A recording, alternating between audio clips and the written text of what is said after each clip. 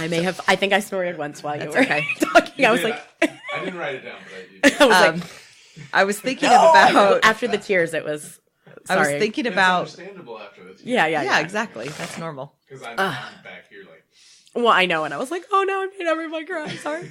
No, I like it. I like it. It's good and entertaining. It's good radio. Good content.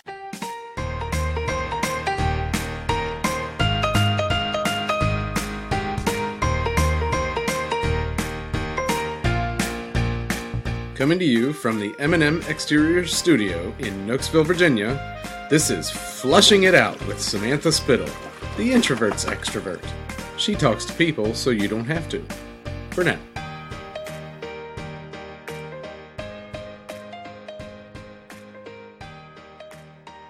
I don't think we talked about it on the pit stop, but about the different schools of thought, about differences. Yeah, so that was something that kind of was, I still kind of like, not sure I fully understand. Yeah. But I've heard kind of a little bit of different perspective. And this is why like I'm so excited, hopefully, to connect you with some of our LP friends to interview and give them to talk more about their personal perspective. Yeah. Because, I mean, that was one of the things when we first, kind of shared that diagnosis. Mm-hmm. And maybe when he was first born too, people would say like,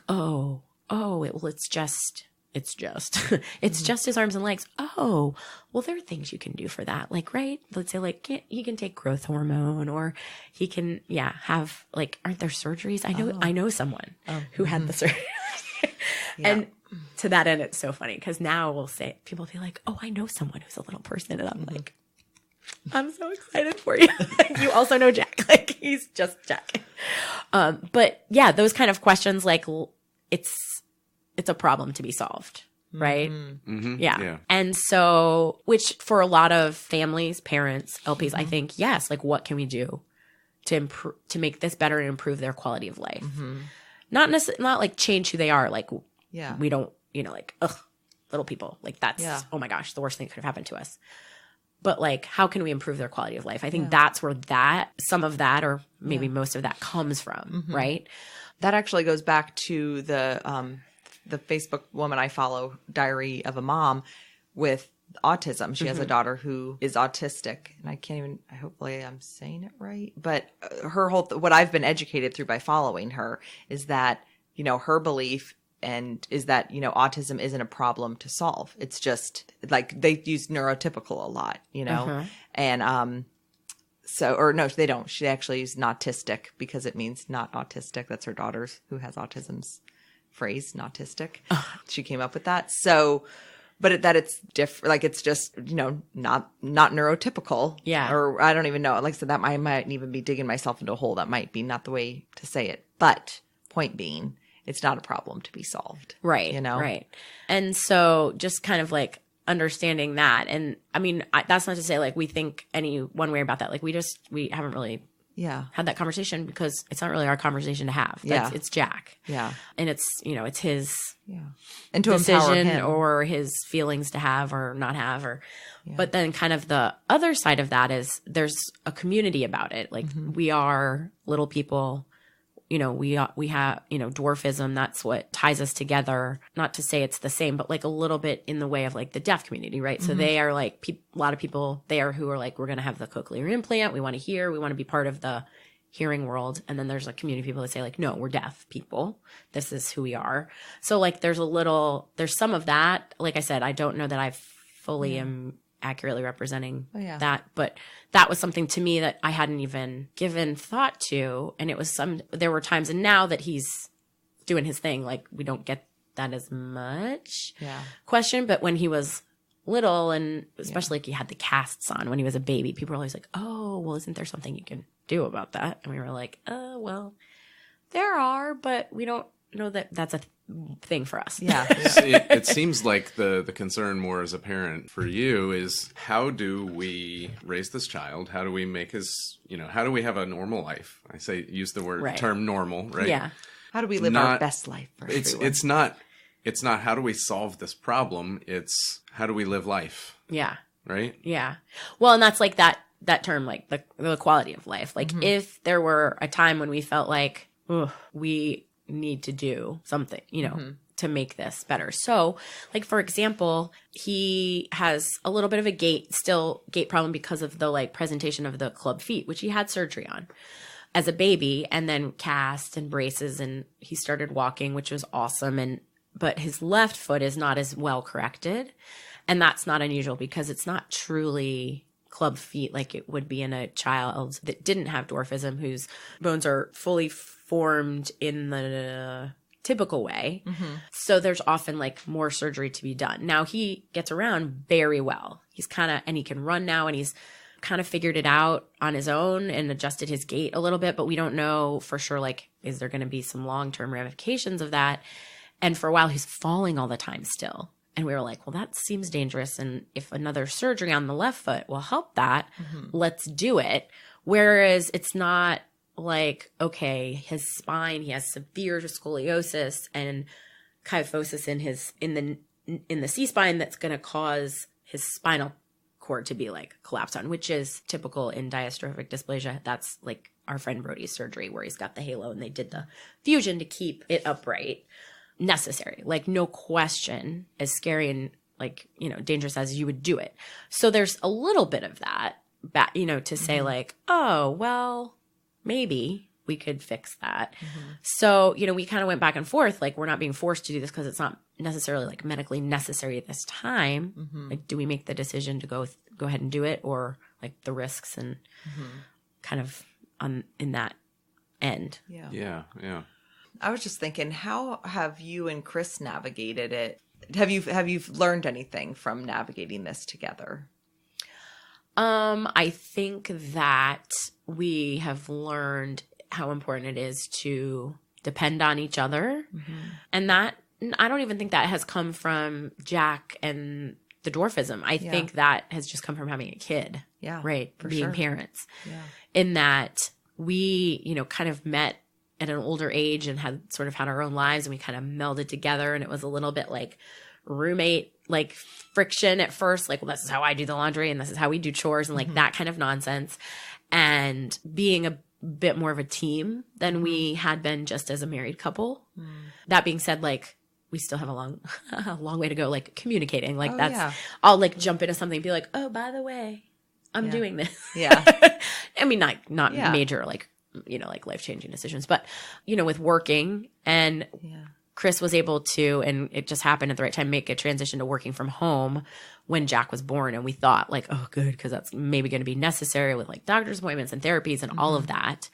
But it has allowed me to continue doing what I'm doing because he's able to be there more so than if he was a 9 to 5 and I was working my schedule. But that, you know, teamwork in terms of what's happening that day, and, you know, who's picking up, and is he going to get the medication? Like, what time did he go to bed? And, you know, like, how many changes of clothes did he have to have at daycare today? Like, oh, I'll do the laundry. You picked him up, you know, like, just like the back and forth. I'll throw out the underwear. I'm going to save a load right there. Just gonna, but when you get 3 pairs, like, I mean, come on, that puts a dent in the drawer. So we got to wash a little bit. That's why you got to eventually wash them. That's right. But I think that's been awesome. Right. And we still do things in different ways. So it's sometimes like we're not on the same team. every couple, like that's every couple. Yeah. So. But I think that's been the biggest thing. But that's really just about being parents, not necessarily parents with him. I think the biggest thing was when I just struggled, and Chris was like, it's going to be okay. And I mean, I know he struggled with it too. He just didn't vocalize it as much. Is he a researcher like you are? Like, are you the one that reads everything? Does he?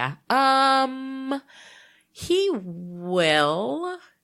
Like, I will lean into that, like, if I think it's important. Because so it's not always, like, it's for me, and I'm formulating a plan in my head, and then I'll be like, so I was thinking about this, and he'll be like, what? And I'll be like, okay, let me share you on let me bring you up to speed. Yeah.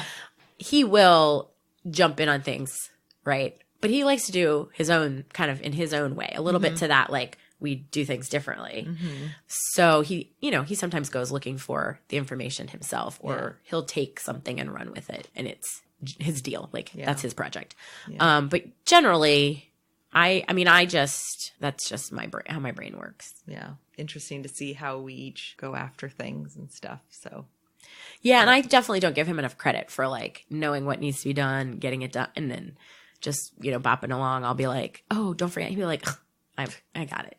Like, are you giving him a bath tonight? Like, yeah, done. Like, don't worry about it. Do you do baths every night? No. We don't. Oh my gosh, I barely do. We always I personally do. Oh. But not for the kids. I don't personally. I'm a big believer in it every other day. Well, I figure, so here's my week is I'm in the pool for 5 hours on Thursdays, Fridays, and Sunday mornings. So I'm like, no, right? Like Saturday, if we're going somewhere, right? I got to blow or dry the hair, whatever. Yeah. If I'm leaving the house, maybe. Like, no. Dry shampoo's amazing. Yeah. Hat. I'm a hat wearer. Yeah. Yeah, no, the kids, I remember feeling guilty at first, because, you bring them home and they're like, oh, don't every day, the navel thing's going to fall. Well, actually, I take that back because we were in the NICU till he was 5 weeks old. So that wasn't a thing. But then I got home and was like, well, we only did it every 3 days in the hospital. That's got to be good enough, right? Yeah. No. But Chris is a pro. If there's a situation of any type, toss him in the bathtub. That's where it goes. Oh, nice. Yeah. I feel like when everyone asks about what do your kids eat and blah, blah, blah, I always take the blame for my kids being very simple eaters. Oh. Because I felt like when they were little, I didn't give them enough stuff to eat themselves. Because I feel like the classic picture is the spaghetti and sauce picture of it all over the place. So I think I was like, I'll just give it to them plain. Whatever, because it's not as messy. And now, guess what? They don't eat sauce. I just didn't. I feel like I didn't expose them to enough stuff because I didn't want to deal with the mess and cleanup. So that's interesting because I was the force feeder of veggies as a pureed friends of Jamie House. I was like, yes, let me borrow your freezer things and I'm going to make it all. And nope, didn't want anything to do with it. I'm like, how did I blow that? Veggies are not on the menu. Is that a kid thing? How do you? I keep forcing it, and it doesn't seem to get better. Ours are carrots, cucumbers.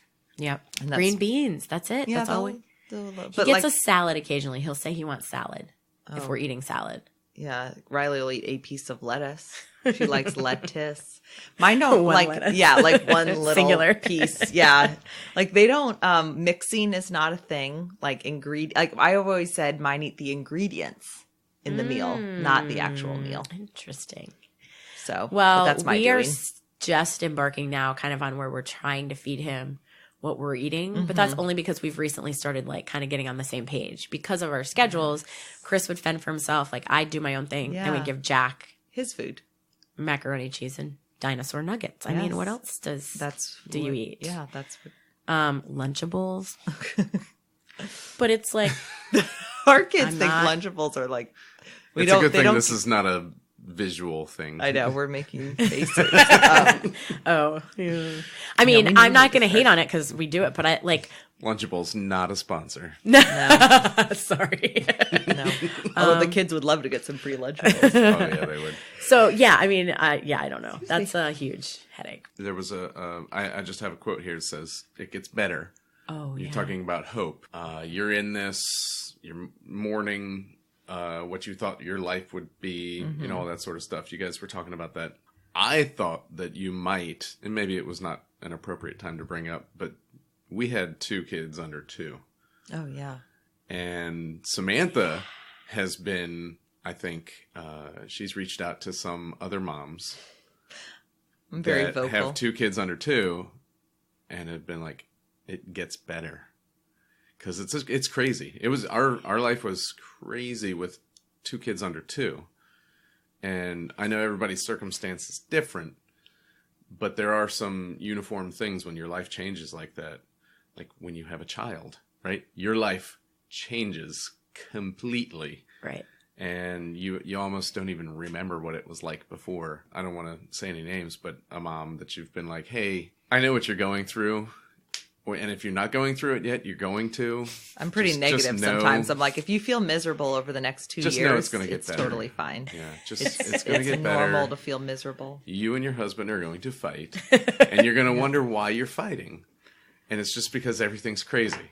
Yeah. So, but it gets better. I thought you might tell that story at that point. It came up in my mind. Yeah. That's kind of my go-to of just life is hard and sucks sometimes. Yeah. It's hard. It's crazy, but it gets better and it's worth it. Well, I feel like that's even in like periods of life as a mom or whatever you're dealing with, like that's like on a weekly, like a day-to-day weekly, right? Like, and yeah, you just have to kind of adjust. Ride the waves. Yeah. Yeah, change of mindset. Don't let yourself get like too dragged out. Because I find that I'm like, oh, this week, like the week before we were going on vacation, I was like, could not be worse. Like Jack shoved a bead up his nose, and how did you get it out? We had to go to the ENT. Yeah. So did you see the thing on where you put your mouth over theirs and blow, and it pushes it out? No, this was like all up in there. It was way up in there, like in the sinus. How did he get it in there? It's a long story, but I think in the process of trying to help it get out, may have gotten it farther up in. Yeah. So, but anyway, that's sort of kind of like a downhill slide. We ran out of gas on the way to the emergency ENT appointment, had to cancel it, like had to spend the whole, anyway, just like, but I like had to kind of like stop myself and be like, okay, whoa, like I can put an end to this if I like, you know. Yes, I have to change my mental spiral of that everything's horrible. Yeah, and that happens to us all the time. And it's something Chris even found like a meme or something on Facebook the other day. Is like, why does I was like, why do the pots and pans always fall off the counter when I'm in the worst mood ever? You know, it's like, and it's like you kind of chicken or the egg. Like, is it because I'm in a bad mood? The way I responded to it? Like, no, that's not why they fell off the counter. But like, they fell off the counter, and if you weren't in that shame spiral, whatever it is, shame spiral, you're like, okay.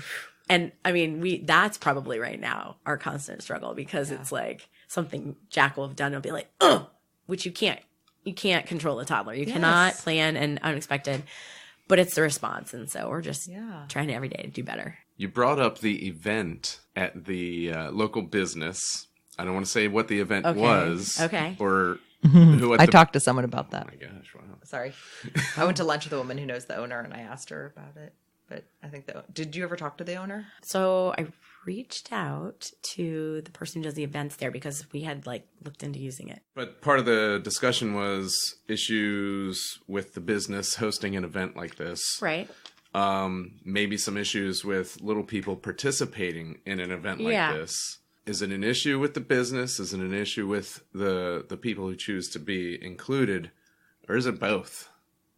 I mean, I think it's both. I think it's both. So, and that was just, I'm just walking through my... Yeah. So from an advocacy standpoint, so Little People of America is like this organization, nationwide organization that promotes and supports little people and their advocacy of the issues that they're confronting and dealing with. And part of this dwarfism awareness kind of comes from them supporting that and wanting to like help people understand where little people are coming from. And so the M word kind of dispelling that and like advancing that in terms of understanding why that's inflammatory and upsetting. And there are better word choices out there. But also, you know, this sort of like activity and promoting the type of activities that feature, you know, little people participating in. That's kind of where some of, you know, I did a little bit of research on that, and they have some tools online. You can look at their website. They have a bunch of like, you know, advocacy things about different issues. And that's one of them. And that's kind of where that, you know, that's their position. And that's all run and maintained by little people. So in terms of, you know, yes, it's a choice for people to participate in that, but, you know, that's saying something large for a larger community. And sure, there are little people like, so what? Like, I'm doing it. And I mean, I think that's in anything, right? Like, if I'm a redhead and I'm like, so use the term like redheaded stepchild, right? So like, that's like not a positive thing. Yeah. Like the underlying like comment about that is pretty negative, right? Yeah. About redheads being like, not part of the family. Like, clearly like an afterthought or like, so, but I might not care. Like, so what? I'm just doing it. That's your thing, not my thing. Yeah. So, I mean, I think it's there. And the business, I mean, so in talking with, you know, another mom, you know, I was kind of like, how do we navigate that? She said, well, you just like to talk to that people and say like, you know, we live in this community. There are other people that live in this community.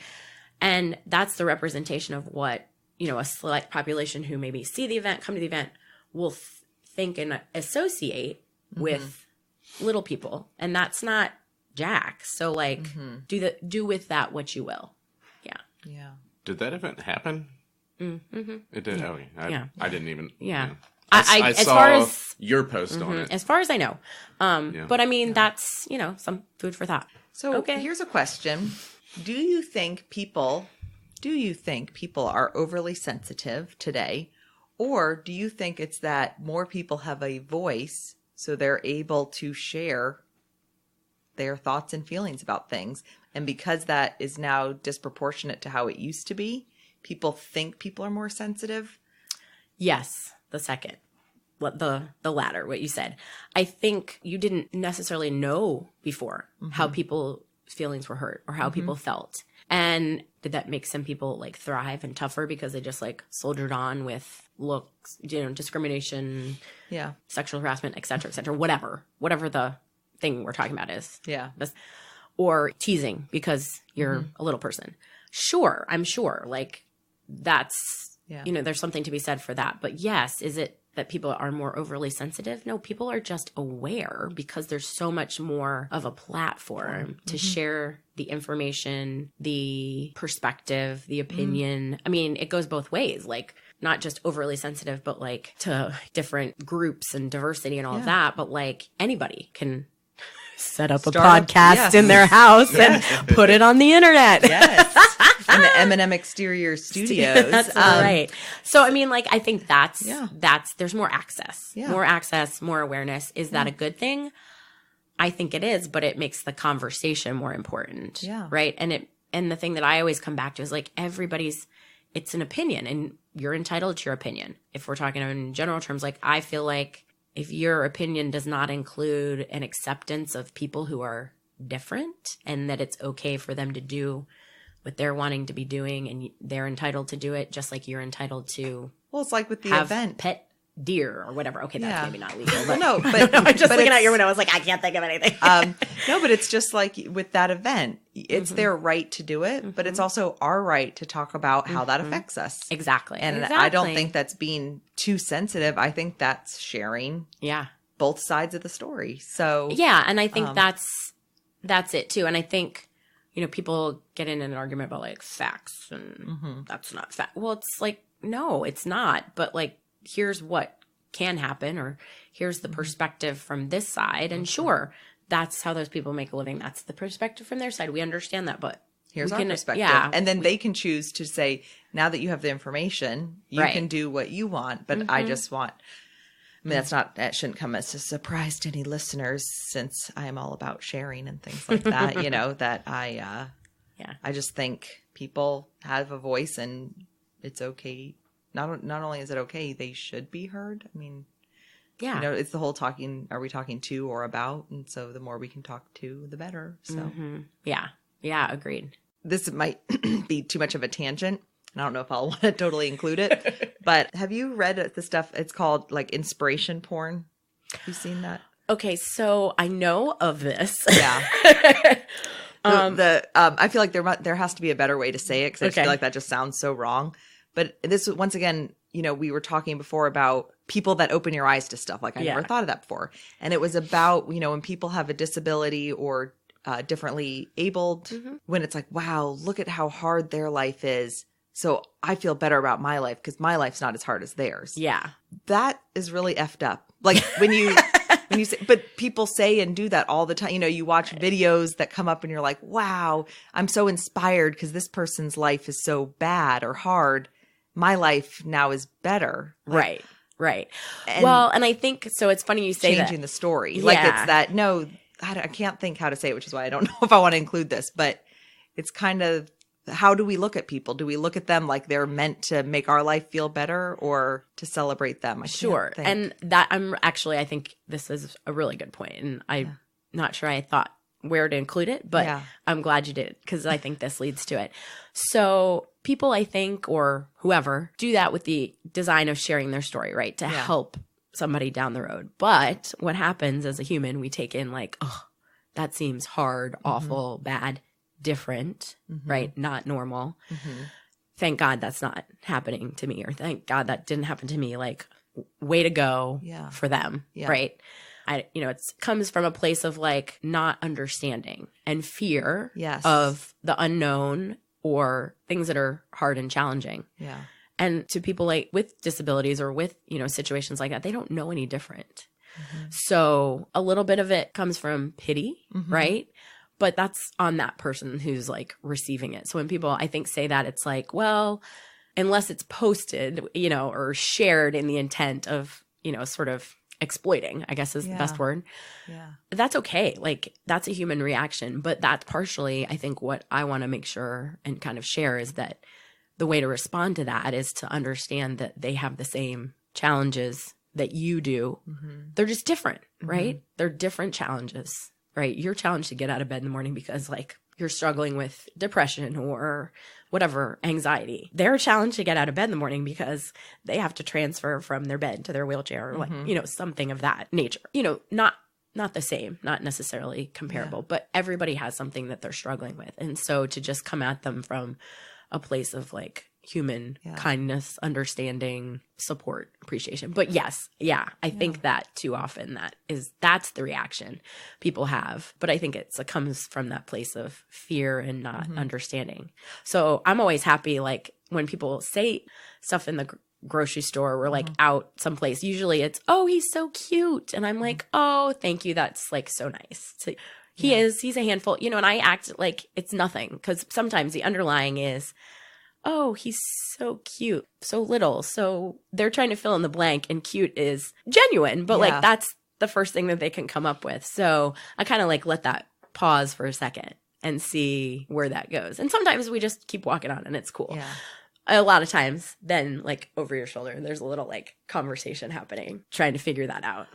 Oh. Whoever, with the person that you just passed by. So maybe they're like, what is happening there? And I think that, some of my other LP mom friends would say that, like, as a parent, you see the stares, you see some conversation, or you notice that your kids, depending on their age, like, especially toddler age, like where most of our kids kind of are, don't necessarily. But what they do see and receive is that something's different, right? Like, they don't make eye contact or they don't say hi. They're like over their head. And it's not because they're a little person. It's because that adult or that older kid is, again, unsure of how to address what they're seeing, I guess. Yeah. If that makes sense. So the thing is, when we hear other people's story, I know I've said it before and I'll say it again. It's like when you hear other people's story, it helps you process your own. Yeah. And I think that kind of gets back to when you hear people's story, is it just this, I got to find a different word, but the inspirational porn where it's like, oh, wow, their life's so hard. Thank goodness mine isn't. Or is it that, wow, they have overcome this. I can overcome things too. Not because mine is better, but just that these are tools and traits and things like that we can develop in ourselves. And so anyway, I was thinking with you sharing your story and vulnerability, if we use grief and pain and, our emotions in comparison to other people, then who's allowed to feel anything? Yeah. Yeah. Yeah. And so wow, that's good. You don't want to compare it, but yeah, your feelings are valid, type of thing. That sounds cliche, but yeah, no. And I get that, like I said, but also in parenting a toddler, like there's not a lot of time for that. Like when he was little, we were sitting down like, what will life be like? He's so perfect now. Like, will he walk? Like, what will he do? And now we're in it. Yeah. So it's like just happening, coming at you like 100 miles an hour. Yeah. Coming home from daycare yesterday with a bag full of undies that were changed. Like potty training was going and, now it's not. Dang. I remember those days. Like, what did you do when you got home from work last night? Oh, yeah, got some laundry done, like unexpectedly. And I know some moms be like, just go buy more underwear. Oh. And throw it away. Don't you best believe like that is. I didn't know that tip. Definitely something we've done. I didn't know that tip. And they're like, why don't you just throw it away? I'm like, what? Oh, here I was. I mean, I'm going to go out on a limb and say that may be a dad mechanism. I'm not judging, not throwing any genders under the bus, but like not wanting to deal with it. That's true in our house. Like, Chris, my dad, like had never been into the poopy diaper. Yeah. Like, so yeah. But I'm like, gonna scrub that and we're gonna wash it and it's gonna be like new. Yes. I would throw some shit away.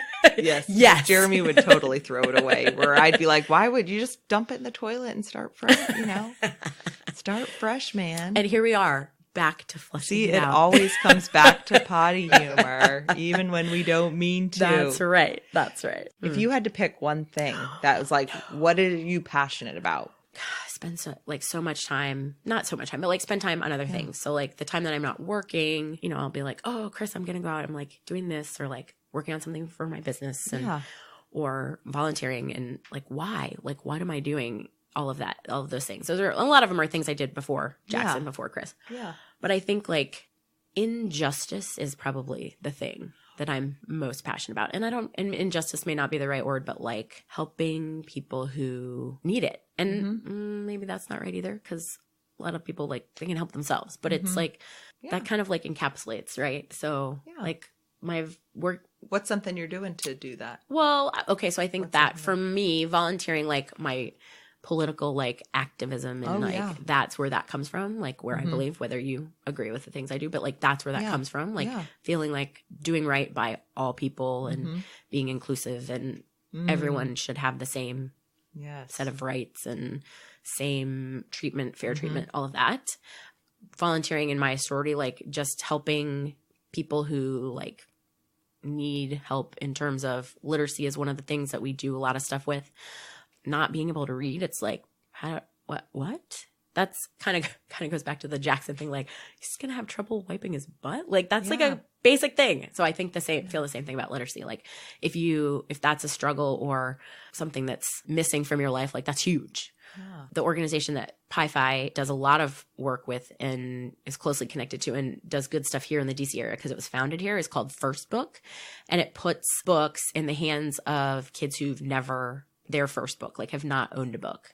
Either, live in poverty or live in areas where, the school library is scant. And so we help raise money to fund purchasing of books at like a bargain rate for schools that are what are considered Title I. So they have like reading specialty programs to help improve literacy for their community. Or, sometimes it's early intervention programs in communities or daycare, preschool kind of things where they can apply based on the population they serve. And then that gets them books that they can hand out. And we do these really great events during the year in different cities, like 5 different cities every year. They give out like 30,000 books in the community. Yeah. And it's so cool.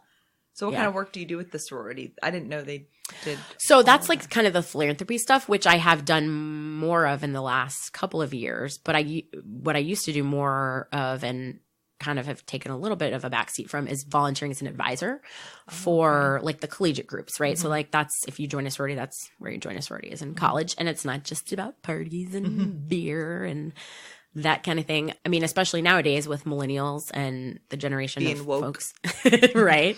Well, and like they want value from what they're doing. Yeah. Like, while that's not to say that's not happening on college campuses, that's not their main jam for joining an organization is the social, because they get that in any organization they join and they're so involved. Yeah. So providing, more value in terms of focus on the, the leadership qualities and potential and the philanthropy and service and the sisterhood, finding a place, for a lot of people, that's a big thing coming to college is finding a place to fit in and belong. For sure. Have you seen a difference in the philanthropy side now versus 20 years ago? Oh, for sure. Like when I was in college. Seriously? Oh yeah. That's like a thing to talk about. Like how much money are you raising? Like what activities are you doing? That used to be like a segue to not get in trouble for having events with fraternities. Like, let's do that was my impression of it. Let's do a fundraiser. Let's do a car wash. And there's a keg over there in the corner or something of that nature. So I mean, they much more That's more a nice focus. Plug for the younger generation that we tend to give hard, I feel like it's always a thing for the older generation to give the younger generation a hard time. But. Well, and I think like empowering them, but then like sort of the flip side to that is like they want to do everything now and they want to make a difference now. And like, I'm going to change the world and I'm going to graduate from college and I'm going to be the VP of like blah, blah, blah, blah, whatever. And it's like, whoa, not to like squash anyone's dreams, but like the work that is required to put it in and doing the hard things. It doesn't just happen overnight because the social media makes everything feel like instantly it should happen. Like the like backstory to putting an event together and like getting the word out and raising the money. Yeah. And seeing it through to the end, the process of that. Or even just like managing an organization on campus if you're an officer. Like the people challenges with that, right? Like connecting with them, not just over Snapchat and not just down the hall, but getting that group together. So there's some cool things about that. So, and I haven't done as much of that in the last few years with Jack, but that's helping people in that way. Like, it's been awesome, always been on my heart. And I gained so much from my experience in college. I think there compels me to give back. I think like the literacy part, that like I gained so much from being able to read, right? I mean, that sounds sort of basic to say that. But you see that and you see the importance where if someone hasn't thought of that. That's right. That's why we all have different passions and different things that touch us so we can. And I think being just helping. And that's, I mean, like my job, working with swim kids, that's how I came to that and got involved, is being able to share something that gave me so much, that has been so important to me, and lifelong lessons lasting through with swimming. That's not to say, all the kids that I'm teaching now are going to like take that and run with it. But like there's the opportunity for growth from involvement in a youth activity where it's not just about the competition or it's not just about the skill, but swimming is a lifelong skill. So like if they never race in a competition, they will be able to like, save themselves if they fall off a boat, or like swim for fitness, or, join in like pool parties with their friends and not be like, oh, I don't know how to swim, like water over their head, and just like empowers them to feel good about doing something that they couldn't do before if they're afraid to put their face in the water. And I like that. And I love working with our staff. I didn't always love working with the staff. That's not always been my jam, but I think my involvement in my own leadership growth through my volunteering with the sorority has helped me immensely in my professional life in terms of like working with people, managing people. Because now I love to see them grow and make a career of it. We've had, I've had some staff that were hired and like became managers with us and assistant managers and kind of worked their way up. It's always nice to see that you've been able to pour into somebody even a little bit. Yeah. And how so it changes so that's, I don't know. I think that's it. Like helping people and sharing that. So any recommendations for books or documentaries or stories? So I was reading that independent of the notes I had made, and I was like, oh, just thinking like me. Where am I at right now? Yes. And then I was like, oh, it's probably supposed to be related to the topic. No, it doesn't have to be. No, it does not have to be at all. Okay. Well, I do have to, I'll give a shout out. Yeah. I mentioned reality TV kind of being like a building block for kind of opening some doors. And I know reality TV, like, blah, so 1999 or whatever. Oh, please. So many of our listeners watch. I know. I know. I know it. But I will say, like, the shows that feature little people families. So, like, if you're a watcher of reality TV, like Discovery had with Little People, Big World, and The Little Couple, and the Johnsons, I can never remember the name of theirs. But I mean, some of that is like, ooh, like watching it, like I'm glad that's not me. But Chris and I, like, it's crazy how things work. We were super into watching Little People, Big World before this ever was in our lives. And we were like, how unbelievable is that? Yeah. Because you see, like, their average everyday average. Oh, no. Well, which is like, actually what I was going to say is that I remember talking to someone about The Little Couple and what a great show it was. And the comment being like, they're normal people. Like, she is a doctor. He has his own business doing something that I can't remember. But just it's like, oh, they're normal. Because in our heads, you think, oh, they're different from me. So therefore, they are different. We're like, no, they just aren't of average height or aren't, Right. So. And their lives just look different than what yours and mine. But they have the same struggles. They have the same. It's like, yes, we're all different. We're like divorce and family squabbles and job issues and moving and, raising kids and all of that. So that would be my recommendation. If you don't already check that out, that would be really cool to do. Because again, like, you get to see, and I'll be honest with you, it was so good for us because we were kind of had a little bit of a window. And I think when we first found out, and I was like, we have to move to a house that's all on one floor that's custom made.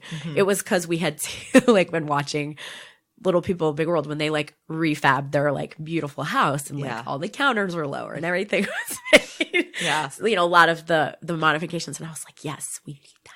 Yes. Now. Right now. Today. New house. So I think that's can be really helpful, and it's easy. And, you know, if you're talking about like, how do you explain to your kids or how do you introduce that to your kids? That's an awesome way because then they can see it, and it's not that slightly awkward interaction in a store or out in public. Yeah. Any recommendations that are not related to any of this? Just you? Okay. Special Victims Unit season 21 back on the air last night. Wow. You guys are Law and Order fan? No, I had to give it up because all I thought about was that stuff back after I graduated college. Like, oh my gosh. I had to stop. Okay. All right. Well, but you're still a fan? Oh my amazing. gosh. I'm so happy for you I love the commitment. I'm so happy for you. Mostly because I love. That sounded so bad, but I love her. The star. Is she back Mariska on Hargitay has been on it since the season, all 21 seasons. And she's never left? Never left. I do love her. She's the original cast member. They've had like 20. So of course I was watching a little like special on it. Yeah. And she like got all teary and was all like, this is like such a family.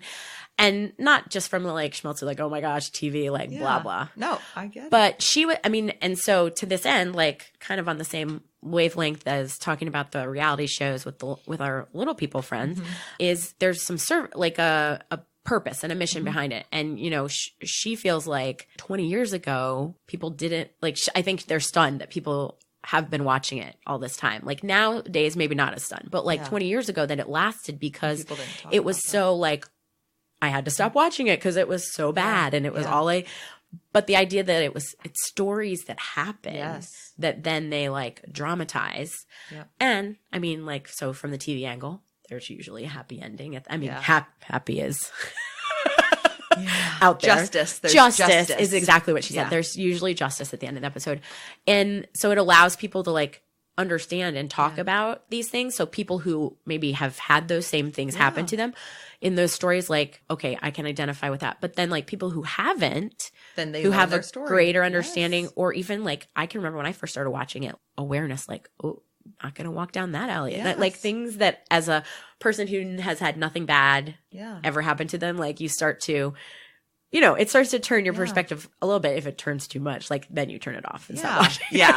That's why I enjoy hearing people's stories. So that's what drew me in. Yeah. And I love her. She's like such a ball buster, but in like the best way possible. Yes. And there was like a little drama, a love interest with the partner early on, her and Stabler. And then like, he melted down and now he's gone. It was devastating. But I still watch stuff he's in because he's great. See, that's why when I was like, I'm happy for you, like it sounded sarcastic, but it's genuine because I'm happy that you have gone on the journey because I am such a big TV person and I get very emotionally connected. Yes. So that's why exactly I said, like, that's feel. what I meant. Like, I'm like, I'm glad that you have been able to go on the journey. I always say that. It sounds so sarcastic, but it's true. No. Oh my gosh. I get very emotionally connected to because like you said, because it is based in some truth, and that even when stories are fiction, that one exact story might not be true, but it's happened and raises awareness. And that's what I'm currently into, watching. And I haven't even seen last night's because we started to watch a few minutes and it was like a bedtime meltdown and so it's on pause till this weekend. Ooh. So don't want to know. I did not watch it, so I will not spoil it for you. All right. And if there's a conversation to either stop having or start having. Isn't that what we were talking about this whole time? Yeah. I mean, that's basically, I would say that's true. The conversation is, I think that the different and what it means to be normal. Yeah. It's a conversation, like just, no, and I think the normal too, maybe that's the conversation. It comes from a place of like judgment, right? And yes, like we judge. We're human people. We are looking at comparison and judgment in terms of like where we are. But I think that's where the normal comes from. And I would say it's not an issue of semantics, of just words. It's that when you say that, think about what you're saying. Yeah. You know, or because is it just like, oh, that's an average height person versus, you know, that's a normal height person. Oh, you know, then it's like, oh, I want to change my words so I can be more considerate. But if you're saying it in the sense of, well, that's normal. Like, why is it normal? Is it normal to you? I don't think I'm conveying what I mean to say, but well, there's what's the meaning behind the feeling, a meaning. Your intentions. Intention. That's what you're looking for. What are your intentions when you say that? Yeah. So like a description in terms of describing someone on a factual level versus a subjective or like an objective level. Like those are average height people. These are shorter, little people versus normal, not normal. Like says who, right? Yeah, totally. Change the conversation around that. Change the conversation. Like that. That's right. Okay, funny that you say that because the other thing, I don't get into new things very often. Okay, I take that back. I was I'm all about new what? things. I know, huh? Okay, well, if we're talking about popular culture, because I live and die by that, I try not so much like gossip. Yeah. Us Magazine used to be my jam, and now I'm like, don't have time for that. Nobody, I got too many other things myself. Yeah. But Change the Conversation made me think because I do love to watch me some reruns of favorite shows on Netflix, Hulu, wherever. Which ones? Like, okay, so I always watch West Wing. West Wing is my jam because that was my former life before all the things I'm doing now, politics. But the other one I love to watch is Mad Men. You ever watch Mad Men? I haven't gotten. Oh my gosh, I'm falling flat here with the I know. But it's very hard. This is not the connection part of the interview. That's or okay, part of the podcast. This is the like. Well, okay. You want to know what I'm alone on an island over here. So, but the thing is, since doing the podcast, the amount of TV watching I've been able to do has dramatically gone down because I'm working more during the day. Yeah. And then at night we're doing this. And so our TV watching is, it's like, I said to someone, I used to feel bad that we watched so much Netflix and whatnot over the last 7 years, however long we've had Netflix.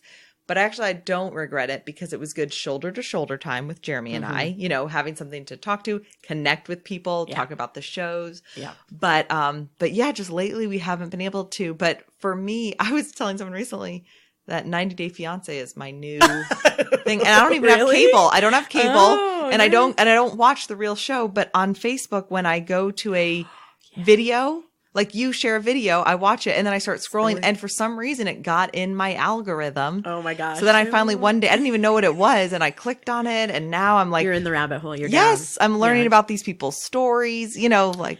Well, probably if I had a resolution, it would be to binge watch. Well, and we don't always binge watch, but like a lot of times, so like I oscillate back and forth between podcasts and like listening to stuff that's like good and worthwhile and having it on Netflix in the car while I'm driving. So like listening to TV. No, I'm not watching it. It's like on my dashboard or like on the seat. But like listening, and that's where the like watching the shows I've already seen. Like it's just sort of like an old friend driving along with you. Like, whatever. Well, Christina talked about going to sleep to episodes of Family Guy. I don't know if that made the final I do the cut, same but, thing similar at night. Like if I'm into a show, I'll usually, but it can't be a new show because like it has obviously to be old it's So Mad Men is one of those, also with up there with West Wing. But the reason back to the reason I brought it up, you said change the conversation.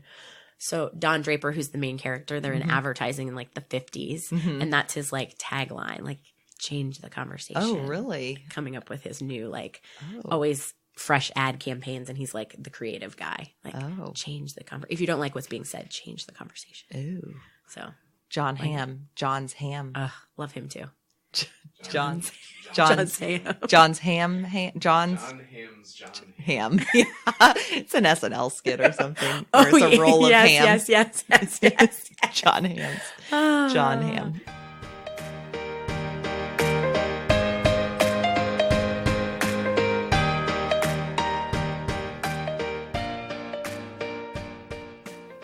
And that's a wrap for now. Thanks for listening to Flushing It Out with Samantha Spittle. Music provided by twinmusicom.org. Song titled Night at the Dance Hall. Sound editing by me, Jeremy Spittle. A special thanks to our studio sponsor, M&M Exteriors. Visit their website at mmexteriors.com for all of your roofing, siding, and gutter needs in the Northern Virginia area. Visit our website at flushingitout.com and be sure to subscribe. This has been a Spitfire production. That was the greatest thing I've ever heard.